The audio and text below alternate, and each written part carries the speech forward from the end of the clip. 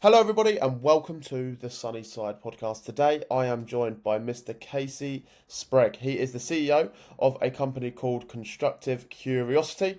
I'm going to let Casey introduce himself. Casey, how are we doing, good sir? I'm doing well, Finn. Thank you for having me on here. And as you mentioned, CEO and founder of Constructive Curiosity and Spec Technologies Inc. And just really excited to be here. Nice. Well, I'm glad to kind of have you here and unpack your journey today. So it could be kind of, could you give the audience a little bit of a summary of kind of who you are, what you do at your companies, and your background, please, Casey? Yeah, absolutely. So I'm a military veteran. I was in the United States Army for 11 plus years, working in various capacities. Most exciting being a helicopter pilot. So that was a lot of fun. That's And pretty cool. yeah, being able to do that job. And then, Yeah. unfortunately, as you get up there in certain portions of your career, you don't get to fly as much. And that kind of pushed me toward a project management role while I was in uniform. And then as I stepped out, I had really enjoyed the project management aspect of that job. So I decided to move into the SaaS realm. So did a lot of software as a service, doing project management implementations. And then for the company, I really just kept seeing gaps in the market and understood that what do I want as a PM as far as how the software works and as far as how the service model is. And that's why I decided to create Constructive Curiosity and Spec Technologies Inc. Okay, that makes sense. So, what's the difference between the two companies? What are they actually doing? So Constructive Curiosity is a service-based company. So we offer project management as a service, which is a fancy way of saying fractional project leadership on demand. So instead of having to go through a full hiring cycle, looking for, full-time employees, and that can take 2 weeks to 8 weeks to 12 weeks. I've seen the worst be 6 months. Trying to find one position took 6 months, which is a ridiculous amount of time. Yeah. We provide on-demand talent. So basically, we have people that are vetted, ready to go. That you can just quickly look at what I call a baseball card, just a summary of skills, and be like, yep, this is the person I want to get. They can be on site within a week. And then Spec Technologies Inc. That is a direct software company. So we actually have a project management software that it works through predictive metrics to make sure you don't see where you are just right now. You can actually see where your project is going just. That's interesting. Could you explain a little bit more about that? That sounds very, so. What would you say like the main? So would the software kind of work alongside the project manager, or like would it replace the project manager? They go hand in hand. That's the fun part. So we're technically two separate companies because the growth aspect, investments and different things that way. I don't want to bore the audience with all that, but services don't sell well with investment groups. They really want Yeah. to see products that have high growth potential. So that's why we're two separate groups, but they work hand in hand. So the software, if you've used an Asana, Jira, Monday.com, we're in the same vein, but we're trying to take it a step further. Where they're fantastic at certain aspects, we're trying to capitalize on where they're not quite as strong. And that's going to be in predictive metrics, excuse me, reporting, and different portions like that. So really what we're trying to get after is how do you plan? How do you then execute using that? How do you know where you're going to go to make sure your project doesn't go off track? Yeah, interesting. So would you kind of replace or work alongside Monday.com and ClickUp and people like that? Trying to take them out, to be quite honest. Those are our direct competitors. So they do fantastic at their certain portions of the demographic. But like I said, we saw the gap in predictive analysis and the fact that every project tool that I've ever used, which if you name it, I've probably used it at some point, does not tell you where you're going. And that's something that I learned throughout, my military career and other aspects as well. It doesn't really matter where you are today. It matters where you're going to be in 2 weeks, where you're going to be in 6 months, where you're going to be at the end of the project. Because if you can't have that end in sight, just because your dashboard is green today, doesn't mean that you're actually moving in the right direction. That's very interesting. So if I can just ask a bit some direct questions, like what? Obviously, they're big beasts, aren't they? Like that, them Oh yeah. types of companies are big companies. So how do you strategize to? I mean, if you actually do want to compete, then how does one do that? I mean, are you bootstrapped or have you had some investment? You're bootstrapped, aren't you? Yes, currently we're bootstrapped and looking for investors at the moment. Oh, But you the way are. you Okay. yes, so the way you do it is basically understand where you are in your process. So today, are we going to knock out Asana? Probably not today. That's not going to happen Would be overnight. good. Hey, if we could also, let's take all their customers. That's 100,000 plus customers. I'd love to have that right now. Yeah. But what you do is you have to have your value proposition and show the potential customers why they should choose you. And understand that yes, you have lots of choices. There's probably 30 different project management softwares that I could name off the top of my head. but why are we different? What aspect are we solving? And it's not about the features. That's one of the issues that I see other founders struggle with a lot. And I do too sometimes. I'm not going to say I'm above it. But when you talk about the features of your product, you don't want to sell features, you want to sell solutions. Why is this going to solve your problem and what is it solving? So, in a nutshell, what Spec C is getting after is everyone has an overwhelming amount of data that is hitting them. Data by itself is useless. You need to be able to turn that into actionable information. And that's what Spec C allows you to do. It takes all of that information that's being put into your software, being put into your planning cycles, and then can direct you. This is where you need to go in order to meet your goals, to stay on track. This is your weakest areas. This is your biggest risk, and this is how you should address them. Thank you for sharing that. So obviously haven't Monday and like them types of companies haven't they got like a CRM that's kind of in the thing? So like isn't their kind of thing or isn't their kind of business model to have like everything in one roof? So you've got like a CRM project management tool. Is that kind of what they do, or am I wrong there? Somewhat. I mean, Monday has evolved over the last few years. So they started very much as a task management. So basically, here's our task. Check off your task as you go. And now their latest Yeah. and greatest is their AI. Can't think. They're not called bots. They call them something else. But basically, it's an AI bot that'll come in and schedule your meetings, pull out all the information. And that sounds fancy. And I'm not trying to bash them, as one individual brand because they have a lot of great aspects. But that's not unique. Everybody has an AI integration. Everybody has a chatbot. Or if you don't have that native in your software, you can pull that in. And what you're referring to is an ERP. I've not looked at Monday's enterprise resource planning software if that's what they have now.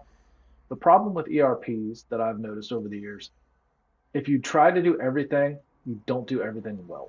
There's something that's going to struggle. It's not going to bring in as as easily. So our strategy has become really great at project management software. We do have like a built-in time tracking software and a planning software, and everything else we're going to build in with integrations of people who are already great. Who would the software benefit the most? Is there particular niches or sectors that would be like more inclined to have the benefit, or? It was initially designed with software integrations in mind, and software implementations, because that's the background I had outside of my military service, is working directly in software as a service. So that's really the demographic that we initially aimed at, and that's our ideal client profile. So trying to find people who are implementing their own softwares. How do you track that? How do you put it in place? How do you manage? And one of the struggles that I've seen a lot of companies have is great, you have a project, the implementation ends, but you're still responsible for helping that company update their software, make sure that they're all getting pushed out and they can track their clients, which is what we have a release management portion of our software as well. So once the project is done, you move it into your standard release cycles and you can track which customers you have are on which release cycle, which features they're going to have, what version of the software they're on. Okay. That makes sense. So, could I ask, like, what? So, how long have you been trying to take this the SaaS company to market? It's fairly new, isn't it? It is. So we were one company until the beginning of May of this year, and then we decided to split off into the two separate companies, which is good for both aspects, honestly, because it gives each version of the company, the two separate ones, their own specific goal and target and lets them hone in on what they're best at instead of trying to, well, we got to do all of this just as one group. Yeah. Okay.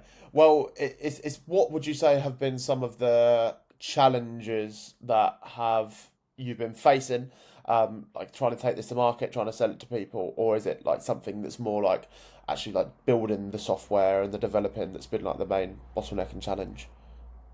The software is actually really quick. So that we started with a vision back last August and then went to MVP in December, had testing for private for 2 months going January and February this year.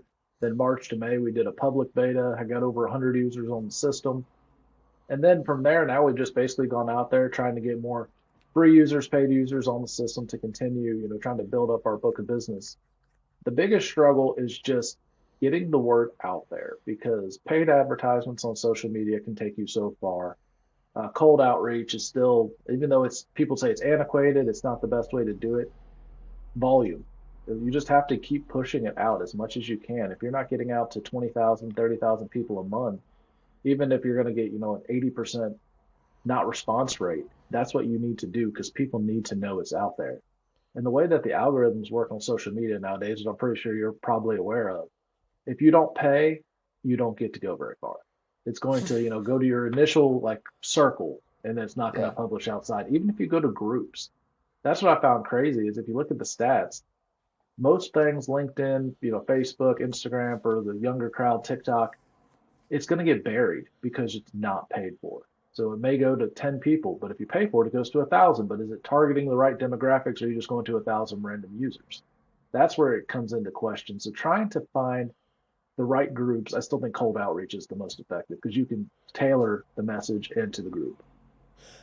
What types of cold outreach are you doing? Sorry, I'm just actually genuinely really curious. Is it like cold calling, cold email?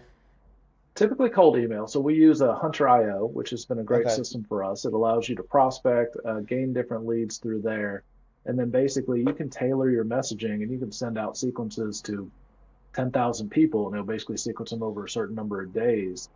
And that'll at least give you a welcome and intro outreach. So my advice for people looking to do cold outreach, do not sell your product in the initial email. Under no circumstances, be like, buy our product. Absolutely not. It's a killer. I mean, because how many emails do you get a day? I know I probably get at least 20 sales emails a day. And the first thing, and it's kind of a catch, is my first name is actually Robert, but I go by Casey. So on my LinkedIn, it's R period Casey Sprague. And if I see a message that says, hi, R, I'm like, well, nope, you're a bot. I'm not even going to look at this any further. But in addition to that, if you're trying to sell me on your product in the first two sentences, I don't read any further. You should be asking me what my problems are and what Yeah. you can offer. We'd like to hear more about what you're doing and understand what you are. We always say that with our clients as well. Like it's so hard to get somebody. If like obviously if you've got something that's really really small ticket, like you could maybe do that and get a bit lucky. But like it's so hard to actually convert people off just direct. Like hi, we do this. Do you want to have a chat and buy our thing? Basically, like people are Yeah. just like no. Like they've got no context about you. They don't know who you are. They don't really care about you either. So it's just about building the trust, building the relationship. So that's interesting. So have you kind of got like a plan to take this to market? Like, are you just going to stick with cold outreach or like paid ads? Have you kind of dabbled with paid ads? You mentioned that like you briefly have or haven't. So we do a mix of paid ads, cold outreach. We just brought on a new head of growth and his vision, he has 15 years experience in go to market. So his vision is transforming how we initially thought it. Because I mean, you have to understand what your gaps are as a human Yeah, being, as a person, and what your experience is. Sales and go to market was not my experience. So that's why I was like, okay, I need to bring in somebody who knows how this works, understands the best process. And some of the suggestions he's had right off the bat have completely changed direction of how we've been doing our sales outreach, what our focus is. And I mean, we basically it sounds weird, but we cut our marketing efforts and changed them into more of the outreach efforts because he says right now, yeah, we're pushing out what 100 different pieces of information a month as far as marketing goes, but we're not getting any return from it. We're putting in hours of work for videos and image content, and that's great, but you're getting 2 to 3 likes on some of it. It's not really a good value return. yeah, 100%. We always say like focus on direct response marketing. Like obviously branding and content is great, but like it doesn't actually get revenue in the business, especially like not quickly. I mean, it is good to do in the long run. Obviously, if you build up an audience, it's very lucrative. But yeah, so what do you think have been the main lessons that you've taken from the PMAS business that you've been able to transfer and kind of utilize in this business? So one of my favorite sayings, I literally just read it a couple weeks ago, was as an entrepreneur, you're in a constant cycle of, man, 6 months ago, I was an idiot. And that's what I felt like Yeah, throughout this whole point is that there's so many I lessons love you that. learn that if you'd have known 6 months ago, it would have made life so much easier. The PMOS aspect is very much how do you connect with people and not get them to just say, oh, this is wow, it's a great idea. This is what I want to work with to actually follow through because everyone you talk to about PMOS, they're like, this sounds great. And then it comes to the actual hiring cycle and they're like, well, I'm a little Yeah, gun shy. And so it's more of changing people's perspective. So from that experience, what we've been able to translate into the software is okay, so we have a product that's fully ready to see. We're not pushing against the norm, where I feel like PMOS is kind of our old motto is rebels with the cause, where we're trying to change how an industry works and operates. With Spec City Technologies Inc., there's a gap. We're trying to fill this gap. We're going to take you from, a C level performance to an A level performance because you're able to adapt. So understanding trying to change an industry from PMOS is a hard thing to do. Yeah. And it's an uphill battle. Whereas Spec C, what we've learned is don't try to change the industry, give them another alternative that's going to make their lives better. Good advice that is. So obviously on the PMAS side of things. So what would you say the main difference is between like you and like a recruitment agency that's like doing like the temporary stuff? Like, is that making sense? Are you basically a recruitment agency, or would you say that you are slightly different? We are different. That's actually one of the biggest things I always have to put in the disclaimer because as I've started to talk about it, say, oh, you tell us what you need. We're going to show you 3 or 4 potential candidates from our team that we think would be best. But we're a recruitment firm basically just throws you in there and says, okay, good luck. This guy's great. We'll see you Yeah. later. They literally will continue to work for us. So our people that we send up to those companies still work for Constructive Curiosity. They have our PMO library backing, our methodology, our software, everything that we'd have, they're going to have. And also we provide that leadership buffer. So if the client has an issue, they don't just be like, well, this guy stinks, we're going to fire him and restart this whole process. They come to us and say, hey, this is an issue we're having. What can we do to address it? And if that person's not the right fit, then we can pull that person out, put another person in immediately. Also, if that person needs to take an extended leave or any PTO, you don't have a gap. We're going to give you another resource to plug directly in. So as opposed to just, recruitment firms, easiest way to think about it is there's a company they're working with, there's a random person they find, and then they connect those two. Where with us, it's a company we're working with in our bench of vetted and trusted PMs, and then we're going to put them in there, but they're still going to work with us, for us, and we're going to provide all of the infrastructure they need to be successful. Yeah, and it makes complete sense, and I can absolutely see the value in it. What would you say are the main objections that people would give you who like you're trying to sell the PMAS services to? Would it be like are you a recruitment agency, or what would you say like the main blockers are? A couple of them, one of the big ones is fear of the unknown. It's just different. And the problem is that people don't know what they actually want or need. And I know that may sound like a Yeah, weird thing to I know. say, Oh yeah, but project managers, if you're not a project manager or worked in that industry significantly, you're not going to understand that a PM does not work on one project for 40 hours. If you have a PM doing one project, 40 hours a week, they're maybe doing 10 to 20 to 25 at the most if they're only doing their PM job. If they start stepping into other roles and doing other items, sure, they're going to do that. So, I mean, one of the pushbacks we've gotten is why am I going to pay this much for 20 hours of work as opposed to where if I brought in a guy full time, I'd only have to pay him 20% more. It was like, okay, well, for those hours, what are you really getting out of it? Can you track down and see what that person is doing for those additional hours that you have them? Because if not, you're not really doing a benefit. And if you're hiring a junior person, that's one of our pricing models we like to show is okay. So this is our expert, 20 years of experience. You bring them in for 20 hours of, a week, as opposed to you bring in this junior person because, the market trends, you can see what the pricing is available. You bring in yeah, this junior person with, 3 years of experience for, slightly more price, but, it's full time, 40 hours a week. But half of that time is going to be taught teaching them how to do the job or fixing the mistakes. Or if you have an expert who's on call, available, and can work, then they're ready to go. So the fact that the hours differential is a little bit of a difference because you're paying for a experienced resource as paying to a junior person. So there's going to be a little bit of price and hours difference. And then the other pushback is people love the control of a W-2 employee. yeah, They like to, this person works directly for me. I can tell them anything I want. They don't, there's no one else in the chain.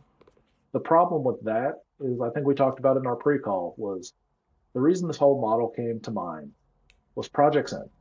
They're a defined period of time. They end. That's what happens. And then when they end, what everybody's just sitting there like, oh no, what are we going to do? And then the PM ends up getting let go, hurts the organization, hurts the PM, and then you start this whole process over again next time you get a project. And that's a terrible design. yeah. I agree. It's interesting. Like in the future, how do you feel like AI will affect what you do? Do you feel like there will be something that will be able to replace the project management side of things? Not 100%. So all of the management side, so that's project manager is a misleading term.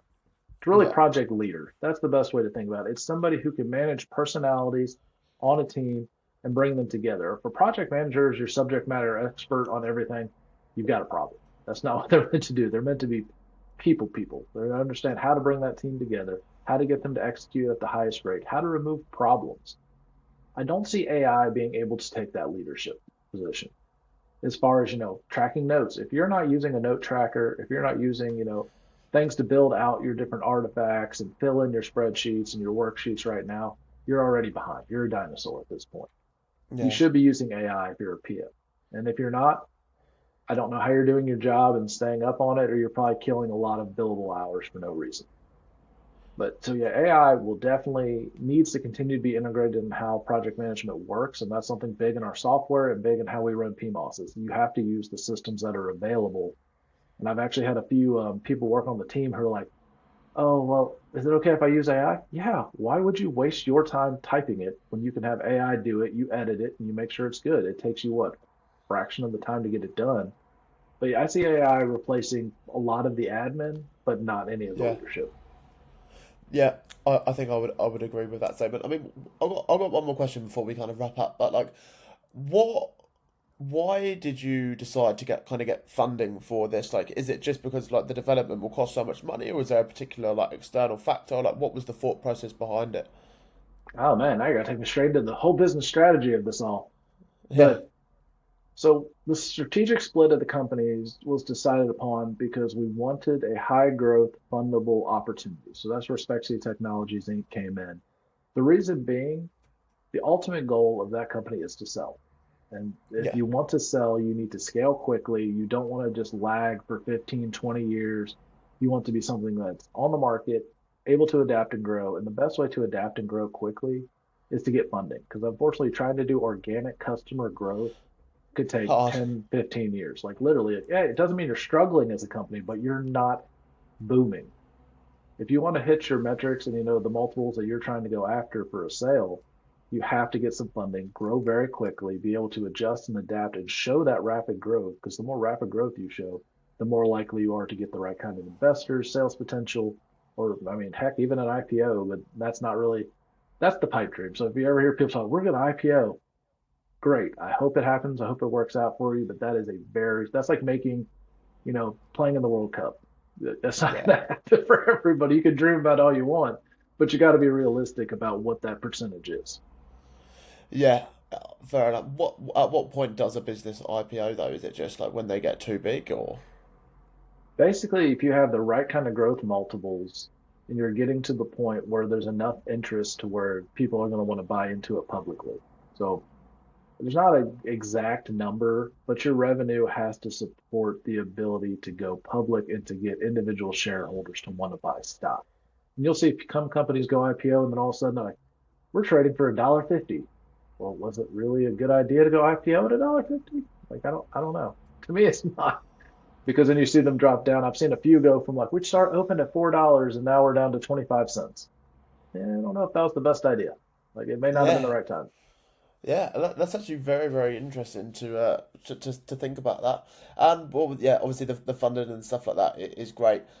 So you've got a team so far. You've got the head of growth and people like that. So basically all of the fundamentals are in place. It's just a matter of pouring gasoline on the fire, by the sounds of it. Yes, so that this next couple of months is going to be critical for us. Continue to grow, bring people onto the system, and just show that we are highly fundable. Yeah, nice. Well, I can't wait to see you grow. Maybe we can have another catch up in a year or so time. But Absolutely. listen, Casey, if the audience are wondering where can they find you, where can they get in touch, where is the best place for them to find you? So you can find me personally on LinkedIn at R period Casey Sprague. Feel free to add me, follow me, give me any kind of questions. I'm very approachable and personable. Love to talk to people. As far as the businesses, you can check us out at constructivecuriosity.com and spec.c.app. And you can also sign up to get a free version of the software. There's also a click through demo. So we want feedback. That's the big thing. If you absolutely despise something about our interface, tell us. If you think we're missing something, tell us. You're not going to hurt our feelings. Be blunt as much as you want. Okay, nice. Well, listen, Casey, thank you so much for coming on. It's been good to interview you, and I've learned quite a lot, so thank you very much. Yeah, thank you for having me, man.